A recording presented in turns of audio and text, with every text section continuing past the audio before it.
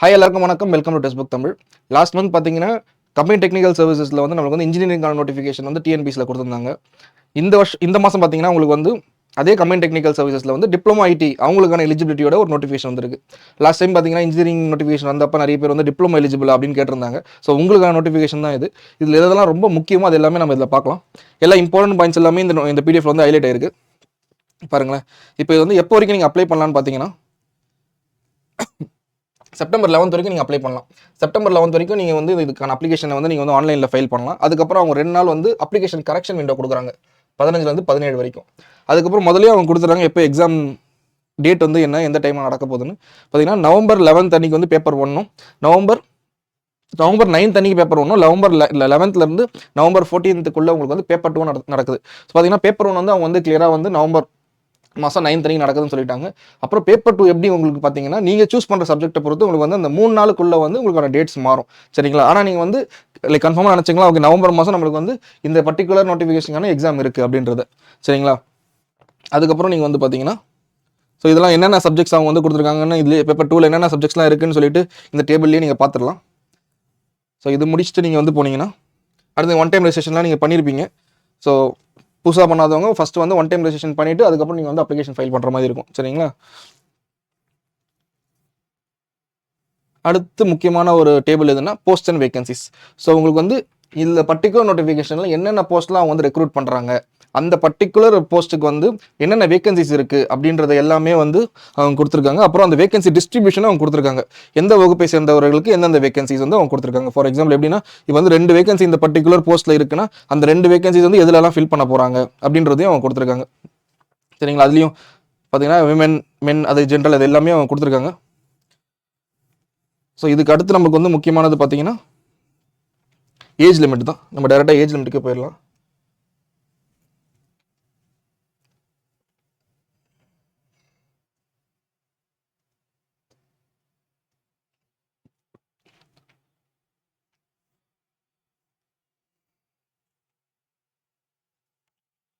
பாருங்களா?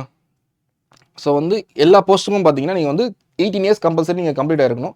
ஒரு particular post அதாவது வந்து மோட்டார் வெஹிக்கல் இன்ஸ்பெக்டர் கிரேட் 2 போஸ்ட்டுக்கு மட்டும் பார்த்தீங்கன்னா அவங்க வந்து மினிமம் ஏஜே வந்து 21 அப்படின்னு சொல்கிறாங்க. சரிங்களா?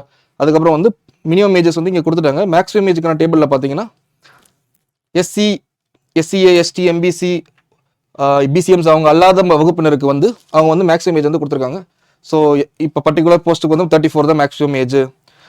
சர்வேயர் கம் அசிஸ்டன்ட் போஸ்ட்டுக்கு வந்து 32 தான் அப்படின்னு கொடுத்துருக்காங்க. அது மட்டும் இல்லாமல் ஒரு சில குறியீடுகளும் இருக்குது. இங்கே வந்து அட்டை கொடுத்துருக்காங்க, இங்கே ஒரு குறியீடு கொடுத்துருக்காங்க. ஸோ இந்த குறியீடுகள்லாம் வந்து என்ன அர்த்தன்றது பார்த்தீங்கன்னா டேபிள் கீழே அவங்க கொடுத்துருவாங்க. பாருங்க இந்த பர்டிகுலர் ஆட் அப்படின்ற குறியீடுக்கு என்னன்னா அவங்க என்ன சொல்றாங்கன்னா அம்பத்தூர்ல இருக்க இண்டஸ்ட்ரியல் ட்ரைனிங் இன்ஸ்டியூட் அப்படின்ற இன்ஸ்டியூட்ல வந்து நீங்க வந்து சர்வேயிங்கான ட்ரைனிங் நீங்க முடிச்சிருந்தீங்கன்னா அந்த பர்டிகுலர் ஏஜ் லிமிட்டோட உங்களை வந்து அக்செப்ட் பண்ணிப்பாங்க. சரிங்களா? அதுதான் அதுக்கான அர்த்தம். ஸோ அடுத்து வந்து BC MBC SC SCA STs வகுப்பினர் சேர்ந்தவர்களுக்கு வந்து என்னென்ன இருக்குது அப்படின்றது மேக்ஸிமம் ஏஜ் லிமிட் வந்து கிடையாது. ஸோ 60 இயர்ஸ் வரைக்கும் நீங்கள் வந்து இருக்கவங்க வந்து இதில் வந்து அப்ளை பண்ணலாம். ஸோ இதுதான் வந்து இந்த பர்டிகுலர் டேபிள் நீங்கள் கொடுத்துருக்காங்க. மேக்ஸிமம் ஏஜ்னா என்னென்ன அவங்க கொடுத்துருக்காங்க 60 இயர்ஸ் ஆஃப் ஏஜ்னு. சரிங்களா? அதுக்கு அடுத்து வந்து முக்கியமானது எஜுகேஷன் குவாலிஃபிகேஷன். ஸோ எஜுகேஷன் குவாலிஃபிகேஷனில் வந்து உங்களுக்கு வந்து ஒரு போஸ்ட்லேயும் வந்து யார் யார் வந்து எலிஜிபிள் அப்படின்றத கொடுத்துருக்காங்க. இப்போ நான் வந்து ஒரு எலக்ட்ரிக்கல் இன்ஜினியர், நான் வந்து ஒரு எலக்ட்ரிக்கல் வந்து டிப்ளமோ முடிச்சிருக்கேன் அப்படின்னா நீங்கள் என்னென்ன எலிஜிபிலிட்டி இருக்கணும். அது மட்டும் இல்லாமல் இந்த பர்டிகுலர் போஸ்ட்டில் இன்ஜினியரிங் மட்டும் முடிச்சா போதுமா இல்லை டிப்ளமோ மட்டும் முடிச்சா போதுமா அப்படி கிடையாது. அது இல்லாமல் எனக்கு வந்து எக்ஸ்பீரியன்ஸாக கேட்டிருக்காங்க. அது மட்டும் இல்லாமல் எனக்கு வந்து வேறு ஏதோ வந்து எக்ஸ்ட்ரா ட்ரைனிங் சர்டிஃபிகேட்ஸாக கேட்குறாங்கன்னா அது எல்லாமே இதில் இருக்கும். ஸோ நீங்கள் வந்து அதை வந்து இந்த பர்டிகுலர் டேபிளில் பார்க்கலாம். ஸோ இதில் வந்து என்ன கொடுத்துருக்காங்க டீட்டெயில்டாக வந்து எல்லா போஸ்ட் வைஸும் கொடுத்துருக்காங்க. எல்லா போஸ்ட்டுக்கும் உங்களுக்கு வந்து என்னென்ன கொடுத்துருக்காங்க பாருங்கள். ஃபார் எக்ஸாம்பிள் இந்த பர்டிகுலர் போஸ்ட் எடுத்திங்கன்னா உங்களுக்கு வந்து சிவில் இன்ஜினியரிங்கில் டிப்ளமோ வாங்கியிருக்கணும் அப்படின்றது சொல்லியிருக்காங்க. அப்படி இல்லைனா அது ஈக்குவலன்ட் குவாலிஃபிகேஷன் அது வேறு என்ன உங்களுக்கு வந்து எம்ப்ளாய்மெண்ட் ட்ரைனிங் இருக்கோ அது நீங்கள் வந்து வச்சிருக்கணும். அப்படி இல்லைனா உங்களுக்கு வந்து டிப்ளமோ இன் ஆர்கிடெக்சரல் அசிஸ்டன்ஷிப்பில் நீங்கள் வந்து டிப்ளமோ முடிச்சிருக்கணும். ஸோ இந்த ஒரு போஸ்ட்டுக்கு வந்து அவங்க இதெல்லாம் வந்து அதுதான் நீங்கள் முக்கியமாக பார்க்கணும். இது இல்லைனா இது யார் வேணால் வந்து அப்ளை பண்ணலாம். ஆனால் உங்களுக்கு வந்து இதில் கொடுத்துருக்க பர்டிகுலர் குவாலிஃபிகேஷன் எல்லாமே உங்ககிட்ட இருக்கணும். சரிங்களா? ஸோ இதெல்லாம் தான் வந்து உங்களுக்கு போஸ்ட் வைஸ் குவாலிஃபிகேஷன்.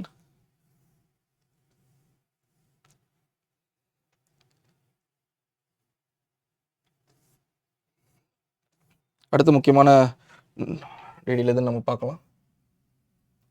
பாருங்க இதெல்லாம் தான் ரொம்ப மேலே எல்லாத்தையும் நீங்கள் படிச்சிருவீங்க. மேலே போஸ்ட் வரைக்கும் படிச்சுட்டு நீங்கள் வந்து லைக் டிசைட் பண்ணிடலாம். ஆனால் இது கீழே கொடுத்துருக்க பாயிண்ட்ஸ் ரொம்ப ரொம்ப முக்கியம். பார்த்தீங்கன்னா the post for which prescribed qualification is diploma in a particular subject, then a degree in the subject will be considered as the higher qualification. The candidate possessing degree in the subject are also eligible to apply except for the post of assistant agriculture officer. So இது ரொம்ப ரொம்ப முக்கியமான point. நான் வந்து இப்போ diploma படிச்சு நான் வந்து டிகிரியும் படிச்சிருக்கேன், நான் டிகிரி முடிச்சிட்டேன், இல்லை வந்து எனக்கு வந்து டிப்ளமோ நான் பண்ணலாம், நான் வந்து டிகிரி பண்ணியிருக்கேன், எனக்கு வந்து டிகிரி இந்த பர்டிகுலர் சப்ஜெக்ட்டில் நான் பண்ணியிருக்கேன், நான் வந்து எலிஜிபிளான்னு கேட்டால் இந்த பர்டிகுலர் எக்ஸாமுக்கு நீங்கள் எலிஜிபிள் தான், நீங்கள் வந்து அப்ளை பண்ணலாம். ஆனால் ஒரே ஒரு போஸ்ட், அதாவது agricultural officer post, assistant agriculture officer போஸ்ட்டுக்கு மட்டும் அவங்க வந்து அதை வந்து அப்ளை பண்ணல. ஐ மீன் அவங்க வந்து எலிஜிபிலிட்டி வந்து அது கொடுக்கல. இங்கே பார்த்தீங்கன்னா candidates who have not possessed the 2 years diploma in agriculture are not eligible for the post of assistant agricultural officer even though they possess the higher qualification. இந்த அசிஸ்டன்ட் அக்ரிகல்ச்சர் ஆஃபீஸர்ஸ் அப்படின்ற வந்து ஒரு particular போஸ்ட்டுக்கு நீங்கள் வந்து engineering higher qualification engineering முடிச்சிருந்தாலுமே, நீங்கள் வந்து UG முடிச்சிருந்தாலுமே, PG முடிச்சிருந்தாலுமே, இந்த பர்டிகுலர் டிப்ளமோ 2 years டிப்ளமோ நீங்கள் பண்ணலன்னா நீங்கள் இந்த போஸ்ட்டுக்கு வந்து அப்ளை பண்ண முடியாது. சரிங்களா? அதுக்கப்புறம் அவங்க என்னென்னு சொல்லியிருக்காங்க, diploma in agricultural technology 3 year course is not prescribed educational qualification for the post of assistant agriculture officer. So இந்த பர்டிகுலர் போஸ்ட்டுக்கு இந்த டிப்ளமோ, அதாவது 3 years கோர்ஸாக இருக்க அக்ரிகல்ச்சர் டெக்னாலஜி அப்படின்ற ஒரு டிப்ளமோ கோர்ஸும் இந்த பர்டிகுலர் போஸ்ட்டுக்கு வந்து எலிஜிபிள் கிடையாது. சரிங்களா? அதுக்கப்புறம் என்ன சொல்றாங்கன்னா, candidates who have not possessed industrial training institute certificate in the trade of welder and national trade certificates are not eligible for the post of technician even though they possess higher qualification.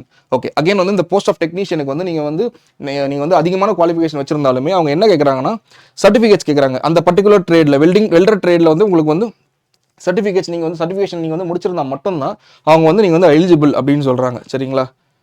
அப்புறம் supporting documents இது எல்லாமே வந்து எதெல்லாம் கொடுக்கலாம் அப்படின்றது, SSLC கொடுக்கலாம், HSC எதெல்லாம் உங்களுக்கு அப்ளிகபிளோ அது எல்லாமே நீங்கள் கொடுக்குற மாதிரி இருக்கும். ஸோ பாருங்க, இதுலேயே அவங்க கொடுத்துருக்காங்க பாருங்க, SSLC, HSC, diploma, ITI, degree, PG, integrated PG or provisional. So இந்த அளவுக்கு இந்த டிகிரி வரைக்கும் நீங்கள் வந்து டிப்ளமோ, ஐடிஐ, டிகிரி, பிஜி வரைக்கும், இன்டெகிரேட்டட் பிஜி வரைக்கும் நீங்கள் எந்த எலிஜிபிலிட்டி நீங்கள் குவாலிஃபிகேஷன் பண்ணியிருந்தாலுமே அவங்க எல்லாமே எலிஜிபிள் தான். ஒரே ஒரு போஸ்ட்டுக்கு மட்டும் கிடையாது, அது நம்ம மேலே பார்த்தோம். சரிங்களா? அதுக்கப்புறம் அவங்க என்ன முக்கியமானது சொல்கிறாங்கன்னா,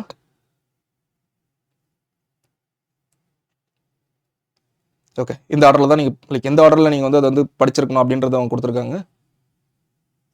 ஸோ இன்னொரு ஒரு முக்கியமான விஷயம் என்னன்னா, candidates claiming position of qualification higher than the prescribed for a post must upload or produce certificates issued on or before the date of notification the support of the such claim. So நம்ம வந்து சொல்கிறோம், இப்போ நான் வந்து higher education பண்ணியிருக்கேன், அதாவது diploma தாண்டி நான் வந்து அதிகமாக படிச்சிருக்கேன், எனக்கு வந்து நான் வந்து இந்த பர்டிகுலர் போஸ்ட்டுக்கு ஹையர் எஜுகேஷனோட நான் வந்து அப்ளை பண்ணுறேன் அப்படின்னு நீங்கள் சொல்லியிருந்தீங்கன்னா, உங்களுடைய date of getting the certificates, இந்த சர்டிஃபிகேட்ஸ் வந்து எப்போ இஷ்யூ ஆயிருக்கணும்னா, இந்த நோட்டிஃபிகேஷன் முன்னாடி, அதாவது 13/8/2024 முன்னாடி அது வந்து உங்களுக்கு கையில் கிடச்சிருக்கணும். அதுதான் உங்களுக்கு வந்து எலிஜிபிள். இல்லை நான் வந்து எழுதி முடிச்சுட்டு எனக்கு வந்து லைக் எனக்கு செப்டம்பரில் தான் கிடைக்கும், இல்லை வந்து எனக்கு வந்து அக்டோபரில் தான் கிடைக்கும்னா நீங்கள் வந்து இந்த பர்டிகுலர் குவாலிஃபிகேஷனோட நீங்கள் வந்து அப்ளை பண்ண முடியாது. சரிங்களா? ஸோ இதெல்லாம் தான் பேசிக்கான இது.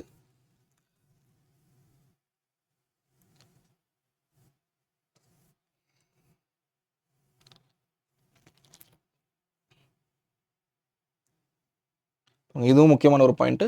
இதுவும் பாருங்கள், யாரெல்லாம் அப்ளை பண்ண ரெஸ்ட்ரிக்ஷன்ஸ் கொடுத்துருக்காங்க. ஸோ இதுவும் வந்து நோட்டிஃபிகேஷனில் வந்து நீங்கள் பார்க்கும்போது உங்கள் எலிஜிபிலிட்டி மட்டும் பார்க்குறதோட நிறுத்திக்காமல் ரெஸ்ட்ரிக்ஷன்ஸ் என்னென்ன கொடுத்துருக்காங்கன்றதை நீங்கள் பார்க்கணும். எவ்ரி நோட்டிஃபிகேஷன்லையும் இது ரொம்ப ரொம்ப முக்கியமான ஒரு பார்ட்டு.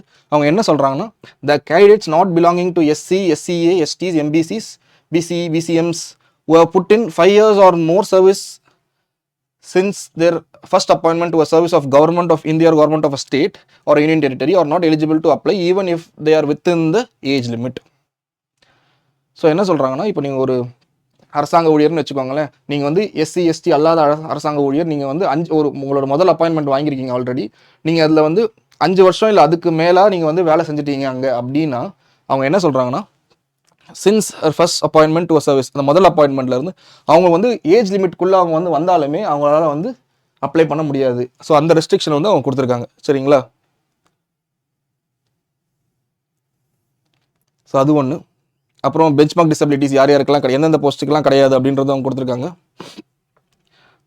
விஷுவல் இம்பேர்மெண்ட் பற்றி கொடுத்துருக்காங்க. ஸோ அதுக்கு அடுத்தது வந்தோம்னா, Hindu religious and charitable endowment டிபார்ட்மெண்ட்டில் நீங்கள் வந்து அப்ளை பண்ணும்போது அதில் வந்து ப்ரொஃபஸிங் ஹிந்து ரிலீஜன் தான் அது வந்து எலிஜிபிள். ஸோ மற்ற மதத்தினர் வந்து அதில் வந்து அப்ளை பண்ண முடியாது. ஸோ அதுவும் நீங்கள் வந்து நோட் பண்ணிக்கணும். சரிங்களா?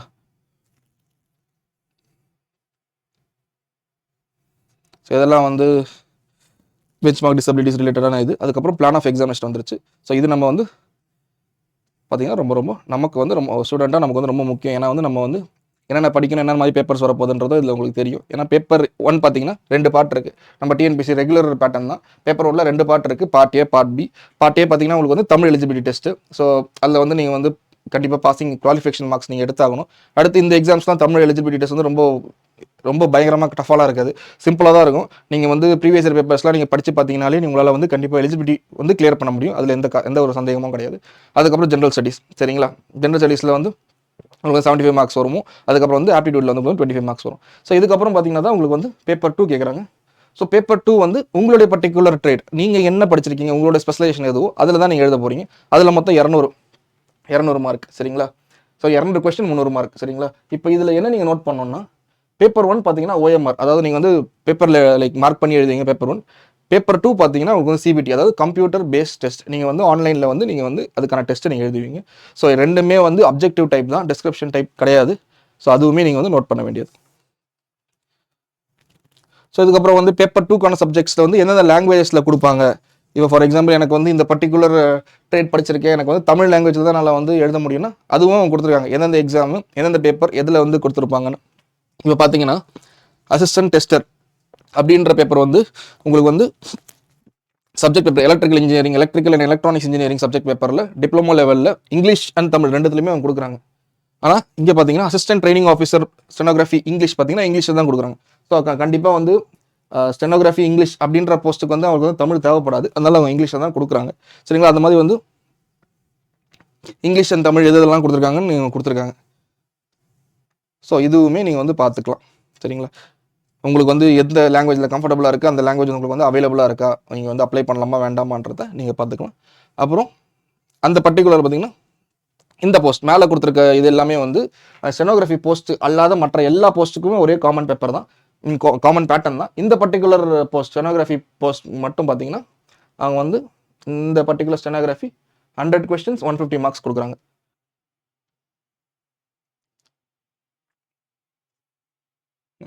இதை பார்த்தீங்கன்னா மொத்தம் 200 கொஸ்டின்ஸ் 300 மார்க்ஸ் கொடுத்துருப்பாங்க. ஆனால் ஸ்டெனோகிராஃபியில் பார்த்தீங்கன்னா உங்களுக்கு வந்து 150 கொஸ்டின்ஸ் 100 கொஸ்டின் 150 மார்க்ஸ் கொடுத்துருப்பாங்க. ஸோ இதுதான் இது ரெண்டுத்துலையும் இருக்க டிஃபரன்ஸ். இப்போ பார்த்தீங்கன்னா இந்த பர்டிகுலர் நோட்டிஃபிகேஷனில் மேஜராக நம்ம கவர் பண்ண வேண்டியது எல்லாமே கவர் பண்ணியாச்சு. இதுக்கப்புறம் பார்த்தீங்கன்னா அனெக்சர் 3ல வந்து அவங்க சிலபஸ் கொடுத்துருப்பாங்க.